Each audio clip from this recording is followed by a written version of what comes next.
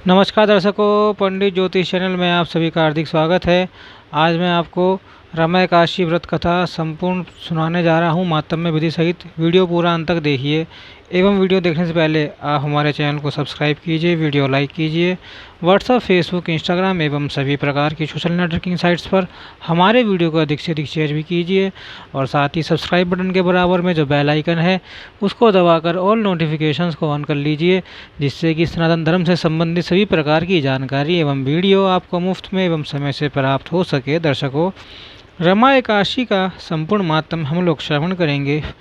युधिष्ठिर ने पूछा कि हे जनार्दन, मुझ पर आपका स्नेह है, अतः कृपा करके बताइए कि कार्तिक के कृष्ण पक्ष में कौन सी एकादशी होती है। भगवान श्री कृष्ण बोले कि राजन, कार्तिक के कृष्ण पक्ष में रमा नाम की विख्यात और परम कल्याणमय एकादशी होती है। यह परम उत्तम है और बड़े बड़े पापों को हरने वाली है। पूर्व काल में मुजुक नाम के विख्यात एक राजा हो चुके हैं, जो भगवान श्री विष्णु के भक्त और सत्य प्रतिज्ञ थे। अपने राज्य पर निष्क शासन करने वाले उन राजा के यहाँ नदियों में श्रेष्ठ चंद्रभागा कन्या के रूप में उत्पन्न हुई। राजा ने चंद्रसेन कुमार शोभन के साथ उसका विवाह कर दिया। एक बार शोभन दशमी के दिन अपने ससुर के घर आए और उसी दिन समूचे नगर में पूर्ववत ढिंढोरा पिटवा दिया गया कि एकादशी के दिन कोई भी भोजन ना करे। इसे सुनकर शोभन ने अपनी प्यारी पत्नी चंद्रभागा से कहा कि प्रिय, अब मुझे इस समय क्या करना चाहिए। इसकी शिक्षा दो। चंद्रभागा बोली कि प्रभु, मेरे पिता के घर पर एकादशी के दिन मनुष्य तो क्या, कोई पालतू पशु आदि भी भोजन नहीं कर सकते। प्राणनाथ, यदि आप भोजन करेंगे तो आपकी बड़ी निंदा होगी।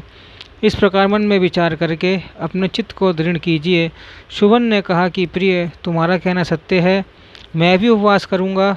देव का जैसा विधान है वैसा ही होगा। भगवान श्री कृष्ण कहते हैं, इस प्रकार दृढ़ निश्चय करके शोभन ने व्रत के नियम का पालन किया, किंतु सूर्योदय होते होते उनका प्राणा हो गया। राजा मुकुंद ने शोभन का राजोचित दाह संस्कार कराया। चंद्रभागा भी पति का परलौकिक कर्म करके पिता के ही घर पर रहने लगी। नृपश्रेष्ठ उधर शोभन इस व्रत के प्रभाव से मंदराचल के शिखर पर बसे हुए परम रमणीय देवपुर को प्राप्त हुए। वहाँ शोभन द्वितीय कुबेर की भांति शोभा पाने लगे। एक बार राजा मुकुंद के नगरवासी विख्यात ब्राह्मण सोम शर्मा तीर्थ यात्रा के प्रसंग से घूमते हुए मंदराचल पर्वत पर गए, जहाँ उन्हें शोभन दिखाई दिए। राजा के दामाद को पहचान कर वे उनके समीप गए। शोभन भी उस समय द्विश्रेष्ठ सोम शर्मा को आया हुआ देखकर शीघ्र ही आसन से उठ खड़े हुए और उन्हें प्रणाम किया। फिर क्रमश अपने ससुर राजा मुकुंद, प्रिय पत्नी चंद्रभागा तथा समस्त नगर का कुशल क्षेम पूछा। सोम शर्मा ने कहा कि राजन, वहाँ सब कुशल है। आश्चर्य है, ऐसा सुंदर और विचित्र नगर तो कहीं किसी ने भी नहीं देखा होगा। बताओ तो सही, आपको इस नगर की प्राप्ति कैसे हुई। शोभन बोले कि द्विजेंद्र, कार्तिक के कृष्ण पक्ष में जो रमा नाम की एकादशी होती है, उसी का व्रत करने का मुझे ऐसा नगर की प्राप्ति हुई है। मैंने श्रद्धाहीन होकर उस उत्तम व्रत का अनुष्ठान किया था, इसलिए मैं ऐसा मानता हूँ कि यह नगर स्थायी नहीं है। आप मुचकुंद की सुंदरी कन्या चंद्रभागा से यह सारा वृत्तांत कहिए। शोभन की बात सुनकर ब्राह्मण मुचकुंदपुर में गए। वहाँ चंद्रभागा के सामने उन्होंने सारा वृत्तांत कह सुनाया। सोम शर्मा बोले कि शुभ, मैंने तुम्हारे पति को प्रत्यक्ष देखा। इंद्रपुरी के समान उनके दुर्द नगर का भी अवलोकन किया, किंतु वह नगर अस्थिर है, तुम उसको स्थिर बनाओ। चंद्रभागा ने कहा कि ब्रह्म हर्षे, मेरे मन में पति के दर्शन की लालसा लगी हुई है, आप मुझे वहाँ ले चलिए। मैं अपने व्रत के पुण्य से उस नगर को स्थिर बनाऊंगी। भगवान श्री कृष्ण कहते हैं कि राजन, चंद्रभागा की बात सुनकर सोम शर्मा उसे साथ ले मदरांचल पर्वत के निकट वाम देव मुनि के आश्रम पर गए।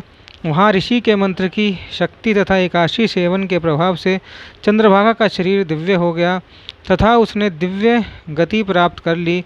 इसके साथ वह पति के समीप गई। अपनी प्रिय पत्नी को आया हुआ देखकर शोभन को बड़ी प्रसन्नता हुई। उन्होंने उसे सुनकर अपने वाम भाग में सिंहासन पर बैठाया।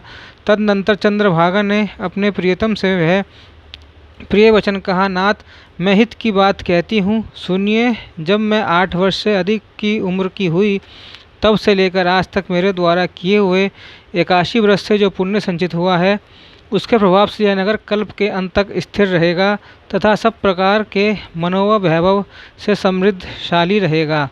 भगवान श्री कृष्ण कहते हैं कि नृपश्रेष्ठ, इस प्रकार रमा व्रत के प्रभाव से चंद्रभागा दिव्य भोग, दिव्य रूप और दिव्य आचरण से विभूषित हो अपने पति के साथ मदरांचल के शिखर पर विहार करती है। राजन, मैंने तुम्हारे समक्ष रमा नामक एकादशी का वर्णन किया है। यह चिंतामणि तथा कामधेनु के समान सब मनोरथ को पूर्ण करने वाली एकादशी के दिन हमें जरूर विष्णु सहस्त्र नाम स्तोत्र का पाठ करना चाहिए।